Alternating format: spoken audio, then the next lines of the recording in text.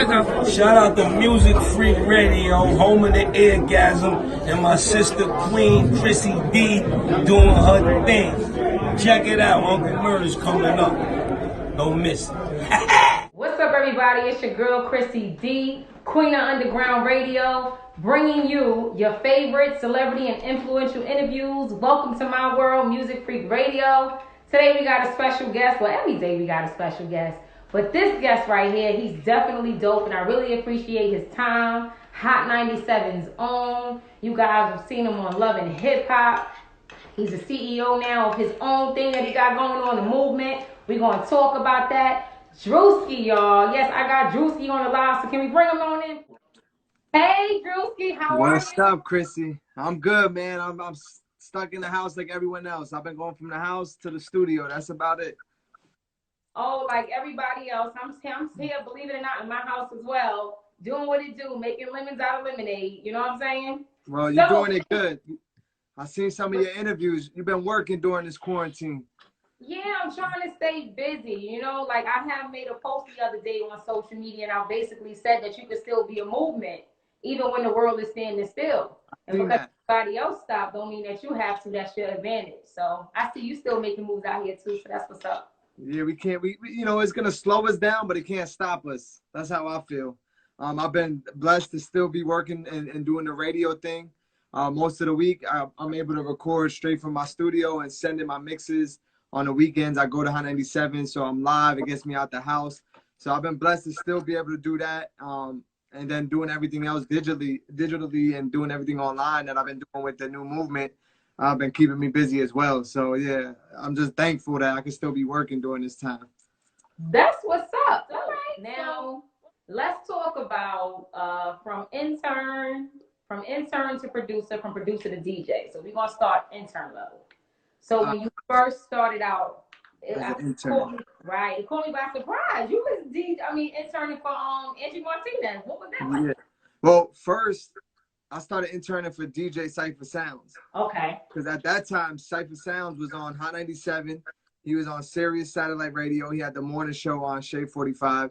And he was hosting MTV's Sucker Free Countdown. And he was a DJ. So when I used to go to teen nights, he was the DJ. So I was like, I know who he is. To me, he was like super famous, popular DJ. So what I used to do is I would, after school, jump on the train and go sit in like the studio audience at like 106 and Park. And DJ Clue was hosting Sucker Free Countdown at first. It was like the hip hop version of TRL over at MTV. So I would go, Clue was there first, and then Cypher took over the hosting job. So on the way out, you know, they make the studio audience line up. All right, everyone got to leave. On my way out, I would pop my head into Cypher's dressing room. Hey, yo, Cypher, I just seen you at Club Abyss in Jersey. I'm a DJ. If I could intern for you, let me know. And I did that like maybe like 5-6 times, every like 2 weeks, every 3 weeks. And then they finally called me back like, hey, listen, we know you want to intern. If you're still interested, come down to the office. So it started with Cypher Sounds. And doing that, I was able to build relationships at MTV, at Satellite Radio, at Hot 97. But I was like, yo, I want to contribute to, I just don't want to be around. I want to make a difference. So whatever I could do to help Cypher, not just DJing wise, but overall for his brand, I told him, yo, buy a camera. So he bought like an expensive camera. At that time, YouTube wasn't popping. There was no World Star, none of that. So we would just shoot videos everywhere we went, to the club. If you went to like Miami to host the MTV thing, we would shoot everything and put it out like vlogs. And Hot 97 was like, yo, who's shooting all Cypher's videos? Who's doing all this? And he's like, yo, that's my man Drewski. So then Hot 97 first hired me to do video production. Right. Okay. So when I first started at Hot 97, I was just shooting and editing like the interviews. When Angie would have a guest come in, I would shoot and edit the interviews. At the same time, I'm still DJing outside in the streets and building my name in the streets and in the clubs.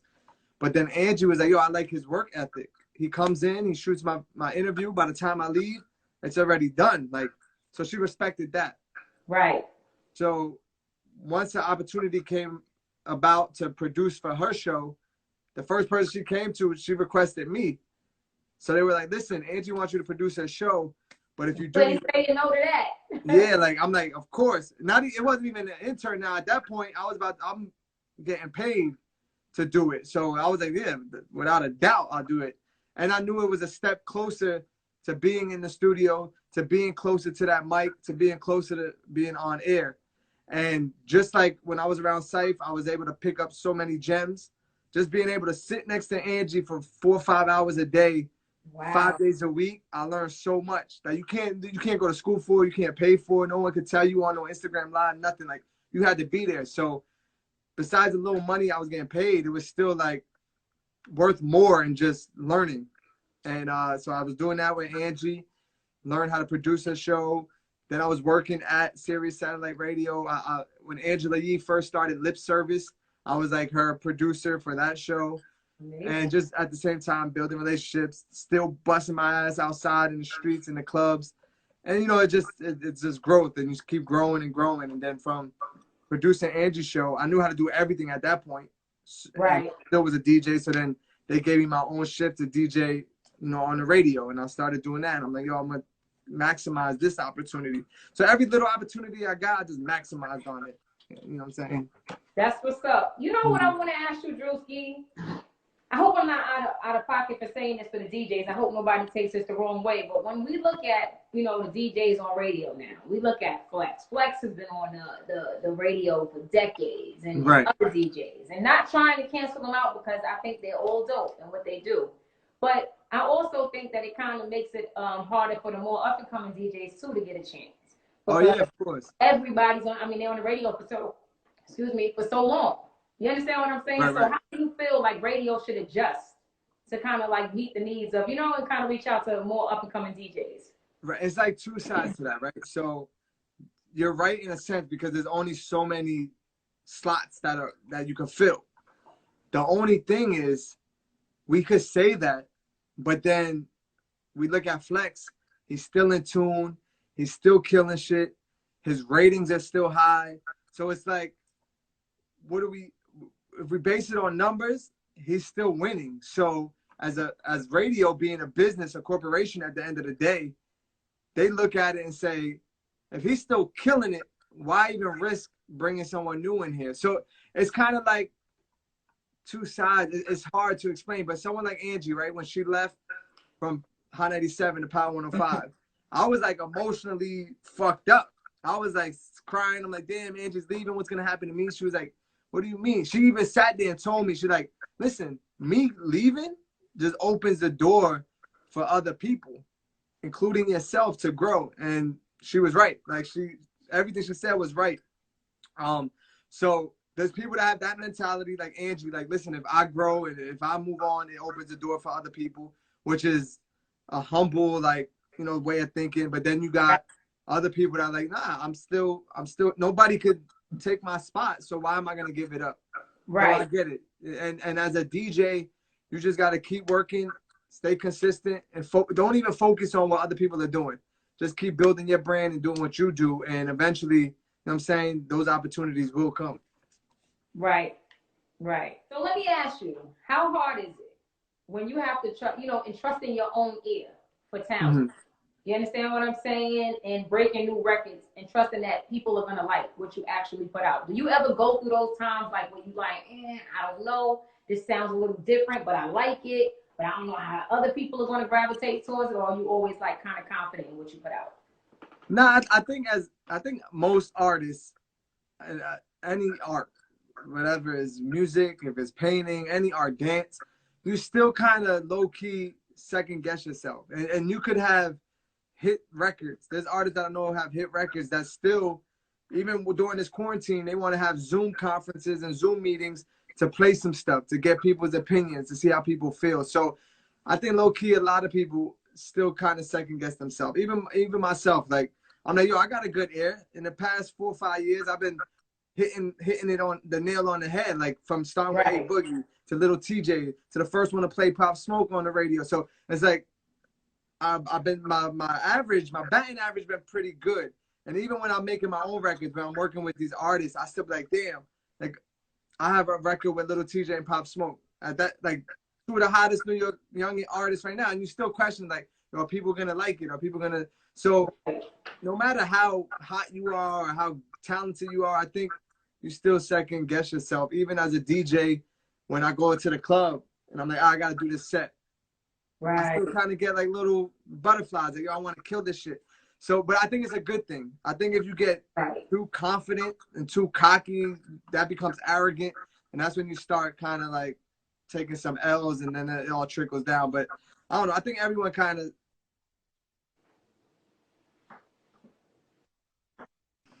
Did I lose you? No, I'm still here. Is it clear? Okay. Yeah, I'm still here. You said you think everyone kind of second guess themselves when it comes to art, to any type of art. Right. And you know, it's true that you mentioned that, because when you think about growth, right, as you go to different levels, naturally you're going to always feel nervousness. Like, even when you look at B, right, who's the queen B, I'm sure when she did Coachella and she had to rehearse for months, she wanted everything to go right, because it was a new level for her. She was the first African woman to headline Coachella. So that was a big deal for her. She didn't want to drop the ball. So sometimes people think that because you dope or because you have a certain greatness that, you know, it just becomes easy for you. But I don't really think that it ever really gets easier for us. We just get accustomed to dealing with, you get what I'm saying, always just trying to be our best selves. So it makes a lot of sense. I'm sure for Beyonce, she performed thousands of shows before she got to Coachella, right? She's a queen. She got her show down pat. But if you watch the documentary, you see how much effort and time they put into rehearsing. So it don't matter. Like, sometimes it don't, and that's a perfect example, because it don't matter how many times you perform before, you know, how many hits you have, you still want to perfect your show, your craft, everything. So yeah, that's a perfect example of, like, she can't do wrong in nobody's eyes, and she still puts in the work to make sure for herself that she feels like, I'm confident in my performance, I'm confident in my art. The word. Right. Salute to B. I love B. Let's talk love and hip hop, right? Oh God. So, you know, a lot of people always have their shit to say about love and hip hop. You know, messy, it's this, it's that, but you know, it depends on the person and how you make it work for you. I agree. And I heard you say in your interviews, you know, I was going to use this as a platform to make what I'm doing bigger, because you already was DJing. So it helped you take DJing to the next level. But what were some of the challenges you faced on Love and Hip Hop? Because I know you said that you made history because you was the first white guy on Love and Hip Hop. Yeah, I say it as a joke, but it definitely is true. Like, there was no, on Love and Hip Hop New York, they had no white guy main characters. You know what I'm saying? I think Consequence, his wife, she was like maybe the first white woman on it, and she caught a lot of backlash. But like, I was like, okay, I'm gonna do this because this is who I am. But at first, I didn't realize, you know, what could come from that. Right? The pros weighed out the cons. There was more benefits overall than everything. But you want to talk about like the kind of the negatives. The biggest negative that came from it, and even it sounds crazy because that was what, like 2018 that season, is that people really, there's still racist people out there, right? So there was death threats and letters and emails they were sending to Sky, you know, my fiance, like coming for her, like, oh, you dating a white guy, you're a traitor. And then people were sending like email, say I was getting booked for different clubs. I think one of them was SOBs right in the city. They sent SOBs a letter like, don't book Drewski. He loves black women. He's like just some crazy like racist shit. And they were sending letters to all the clubs that I was getting booked at.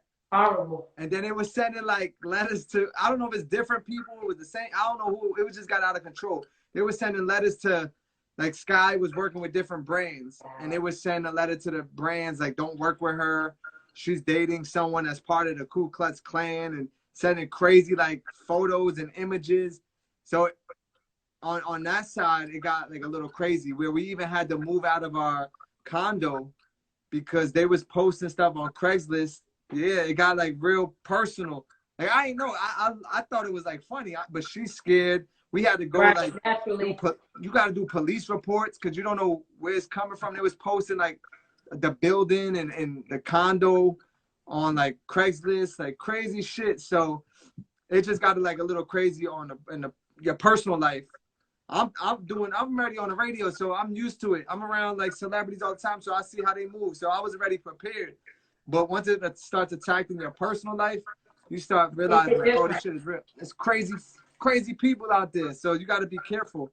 But that was like the only really negative thing as far as the show and the production. But let's talk about the good though. Let's talk about the good. Oh yeah, the good was the opportunities that came from it.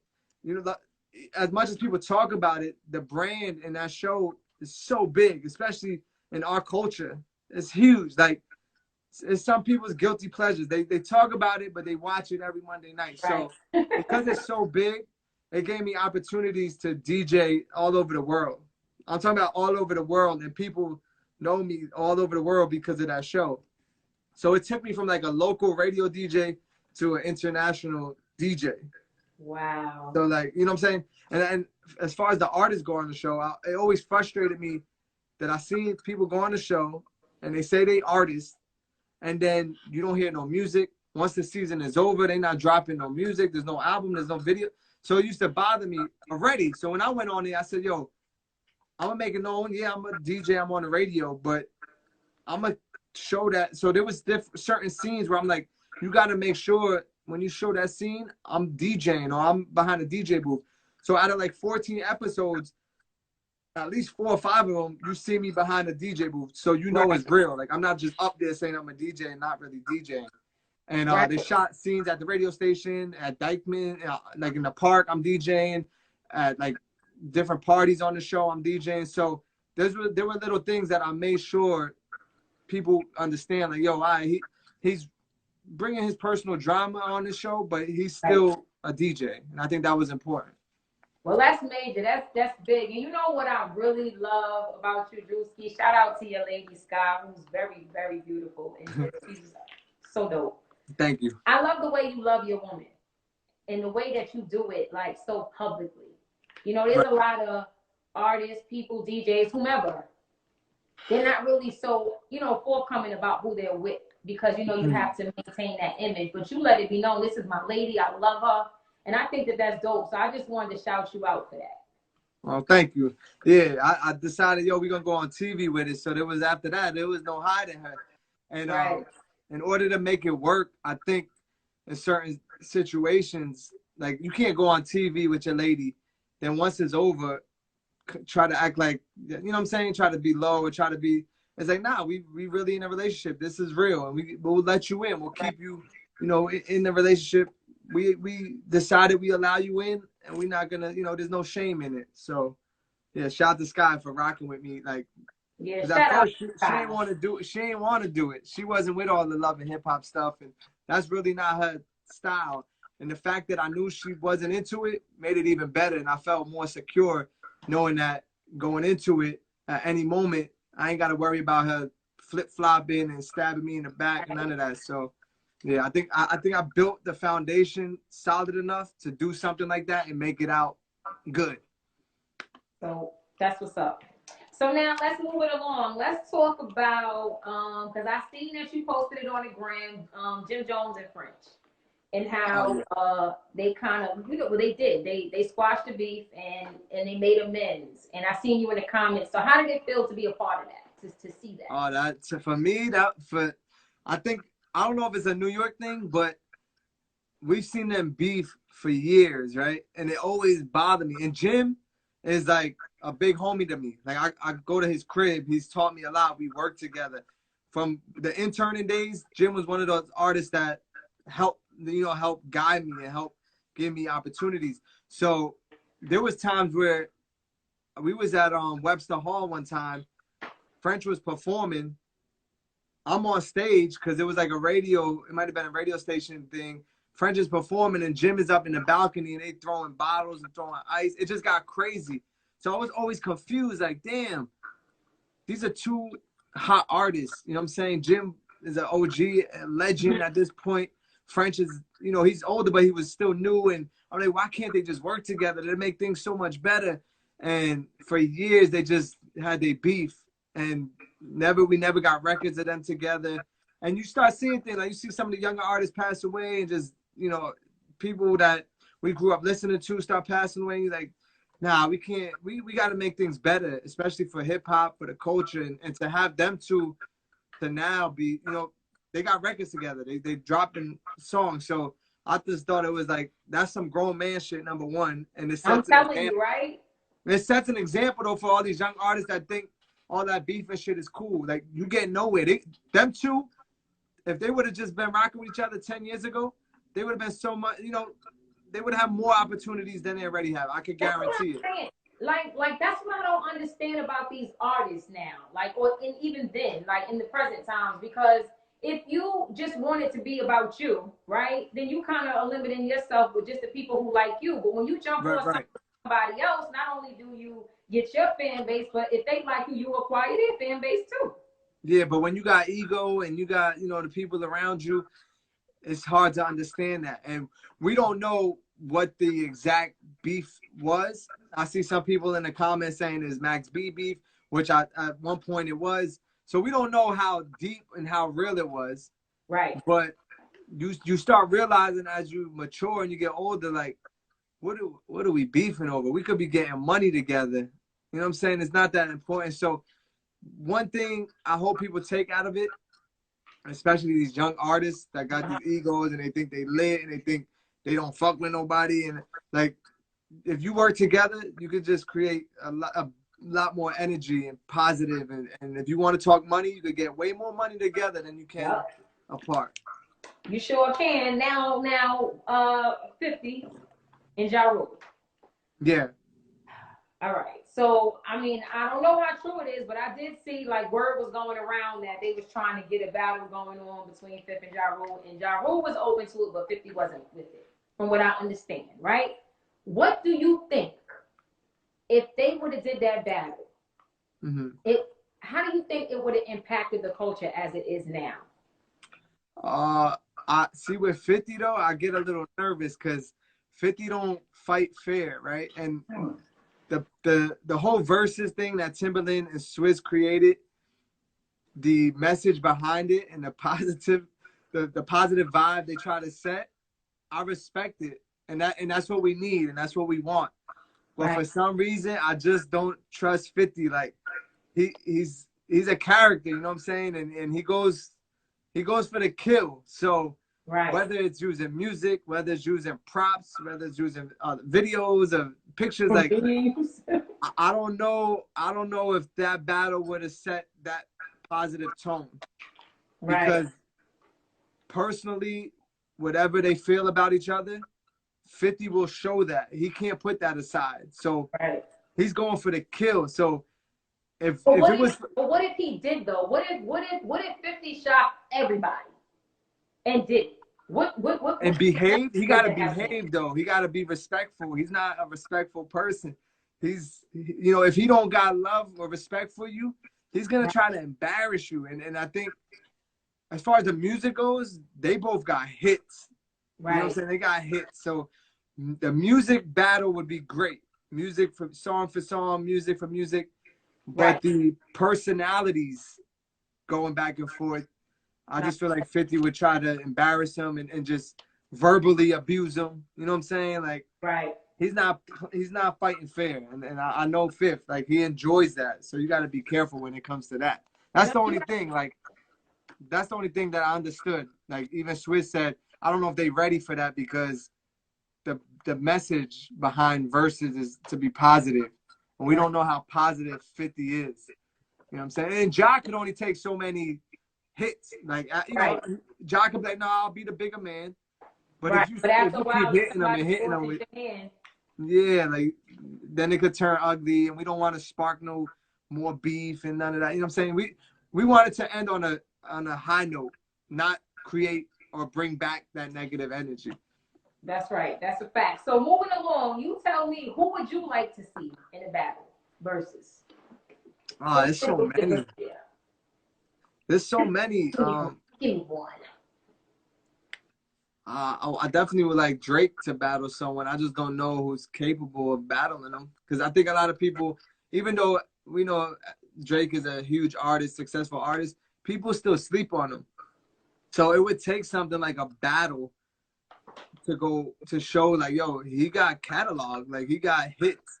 Right. But if you say, oh, Drake put him up against Jay-Z, people are going, no, you can't do that. But he has enough music and hit records, I feel, to go up against Hove. Right. I don't know how you feel about it. But no, I agree. There's some people in the comments, I just saw somebody said Jay and Nas. That would be. Oh, yeah. But that's already, like, Jay and Nas, I feel like that comes up because of who they are. Right. And they already had past beef. So it's, like, interesting. But Jay and Nas, of course, that's like that level. I'm trying to think, like, to make it fun though, because Jay and Nas, we expect that. Right. But I think Drake could stand next to Hove in something like this. As far as record, like hit for hit. I agree. So it's that Fab and Jada Kiss. Extremely talented. I seen someone put Bow Wow and Romeo. I would like to see groups though too, like a G Unit versus Dipset. Now that's dope. Yeah, so why like don't you put that out there? Put it in the air. Or maybe like make it go viral if you say it. Yeah, but they got their own agenda. I think the Diddy Jermaine Dupri one would have been good.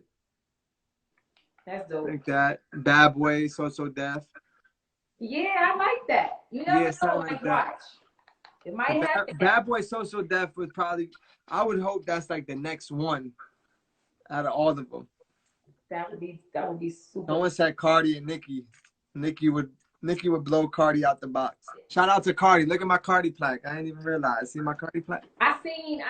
Remember I told you when you came to the show the last time, and I told you I watched that clip of you and Cardi, how Cardi was all teared up because she was just really appreciative of just the support in her career. So that's dope.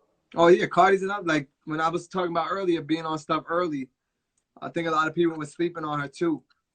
And I was more sold on her personality and knew that she was out of here. Like you could already tell based on her energy. I'm like, yo, she's out of here. Like too many people, once you see her or hear her, you're attracted to it.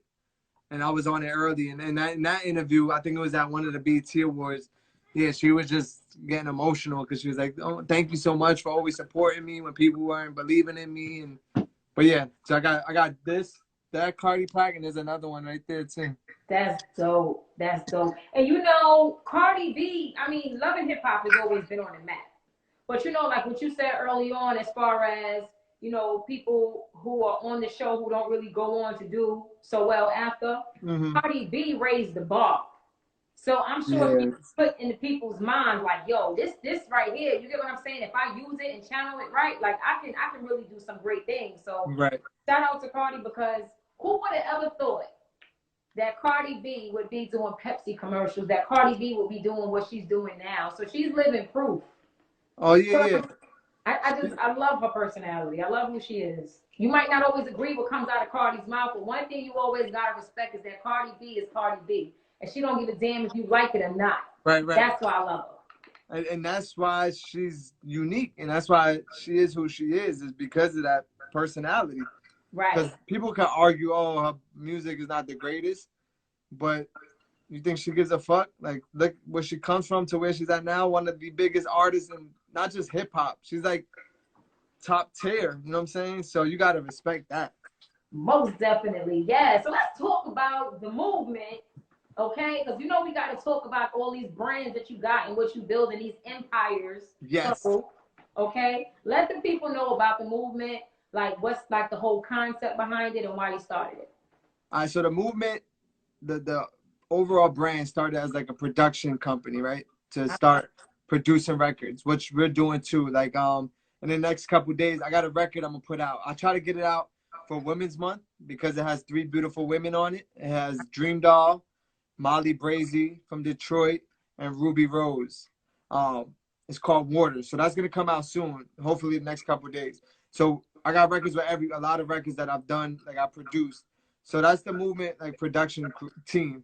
And then we have the movement on Hot 97, the new movement, which is a radio show where we play only tri-state artists.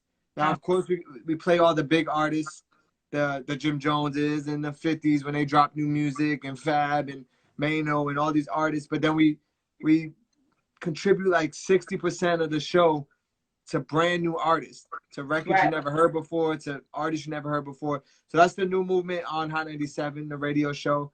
Then during this quarantine, I started the new movement live, where I kind of bring that same energy that we do on radio to like a YouTube live, to a Facebook live. And we let artists submit their music and we review it and, you know what I'm saying, talk about it. And there's been like 4 or 5 artists that played on the YouTube live that we actually got on radio. So I think that's dope. So yeah, it's just like a collaborative, like trying to work with different artists and use our platforms to really help get them out there as much as we could while they're still working. So it's like different parts of it. Right. The main part is the music production part, which you're gonna start seeing soon. I'm gonna just start dropping these records. I got records with Chef G, Sleepy Hollow, the little TJ Pop Smoke record that I mentioned before. It's a bunch of like the young new energy in New York, and just, you know, just young artists. And then continue using our platform to help other artists to get to where they want to be. That's dope. Give me a classic moment in hip hop. I always ask everybody that loves hip hop, like their favorite, most classic moment that's ever happened, whether you were a part of it or not, that you'll never forget as long as you live. Damn, yo, there's so many. A personal one I remember was with Snoop Dogg. He was shooting something for MTV at that time. I was interning, and for some reason they couldn't have him in the studio, and I didn't know why at first.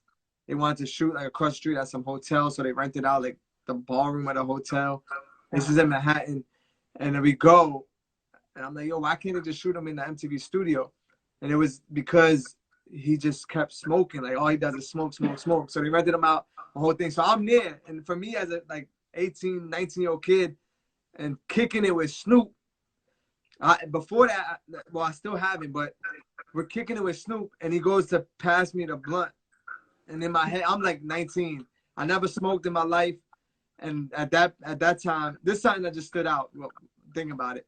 I'm like, damn, I want to smoke so bad because it's Snoop, you know what I'm saying, passing me the blunt. And I did it. And now today I kind of regret it. Like, fuck, I should have did it just so I could say I smoked with Snoop at least once. Right. I know. I still don't smoke. I still haven't smoked weed like ever. Right. But the next time that opportunity comes, and I know it will, I'm gonna be like, all right, yeah, pass me that. We gonna smoke. That's something in hip hop, like a hip hop story that I always thought. I never talked about it, but you just brought it up. So I was like, yo, you know what? I remember that time when we did an interview with Snoop, and that's like a bad opportunity to pass up on. You know what I'm saying? Right. I get it. So, Fred the Godson, because it's still new news, I can't let you get off this live without sharing a special moment or encounter that you had with Fred that you can't forget, that you might want to let the world know about him. With Fred, that one hit hard because that was my guy, and we did a lot of like shows together. And you know, anytime I spoke to a couple people about Fred, and every time it's like positive memories. There's no one that ever had beef with him. There's no one that ever like, oh, Fred was disrespectful. None of that. Like, it's all positive. What I'm proud of is I believe the last video he shot was with Joel Ortiz and the Heatmakers. And they hit me up to shoot it in my spot, my like event space here in Jersey. I was like, who's the artist? Because I'm like, you know, who's the artist that wants to shoot? They're like, oh, it's Joel and Fred. I'm like, oh, yeah, of course, the door's open. Like, I don't want no money. I don't want nothing. Y'all good. Like, those are my guys.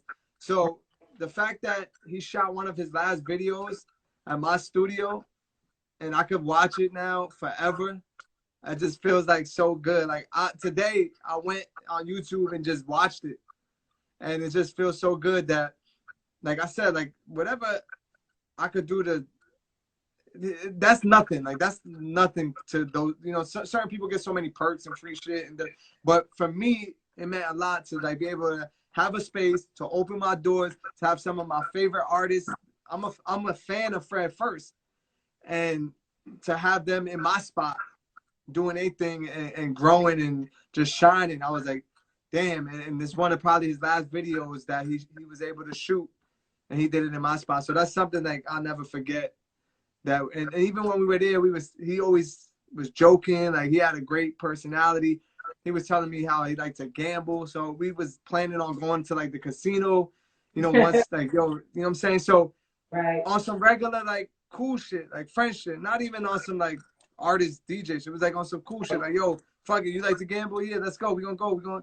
So even Joel Ortiz and their energy and what they brought to hip hop and his talent is amazing. Like he was too good, I feel, that some people couldn't digest it. And he would have been so much popular, but he was just too good.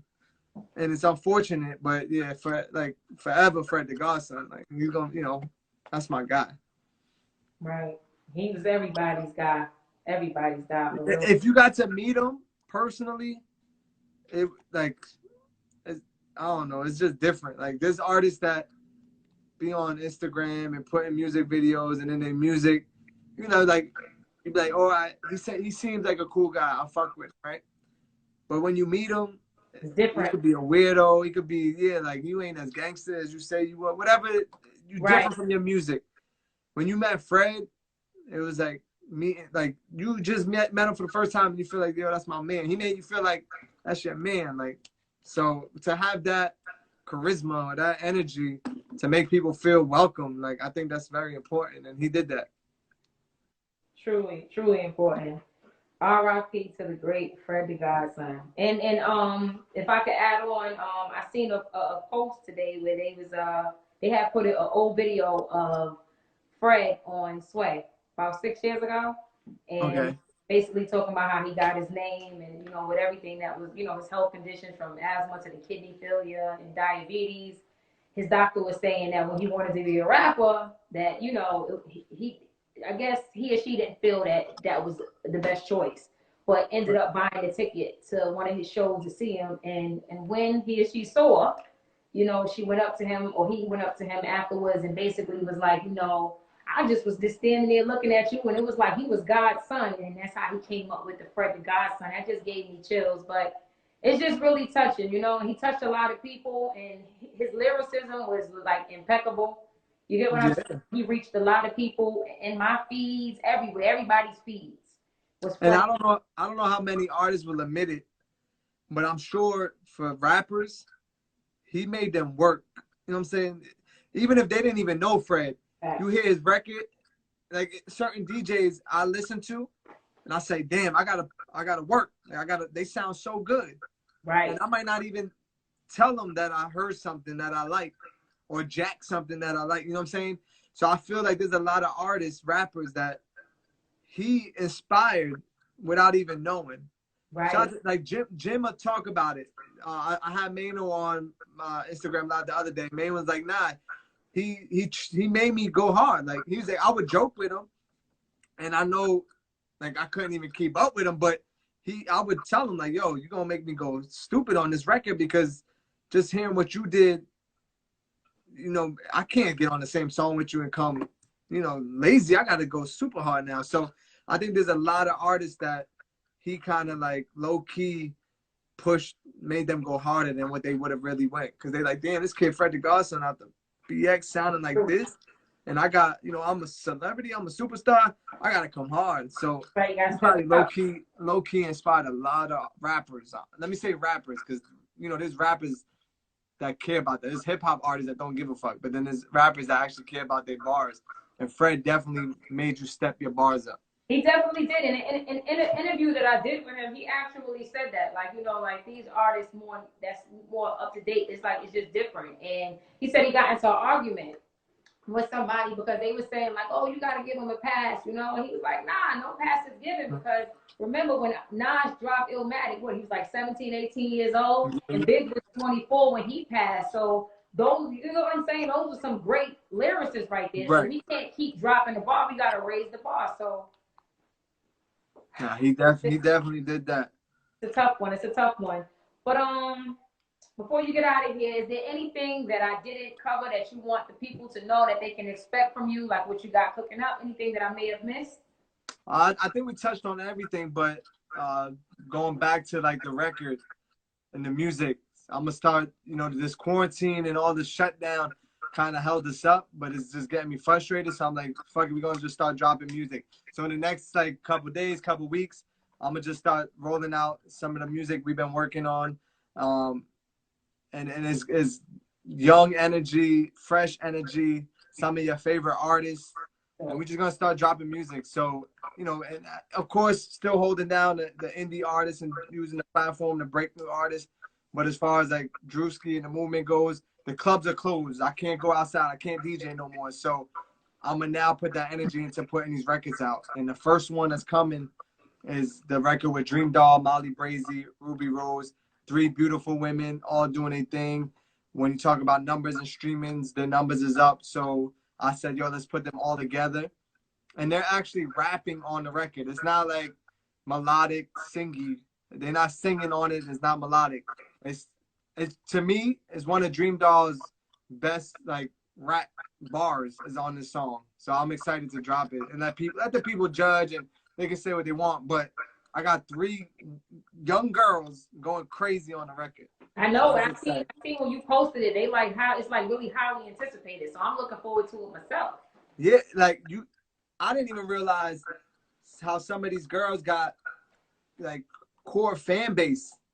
You know what I'm saying? Like you put out a little snippet and they want the whole thing and they don't play. They're like, yo, drop it, drop it. Like each one of them got their own like core fan base.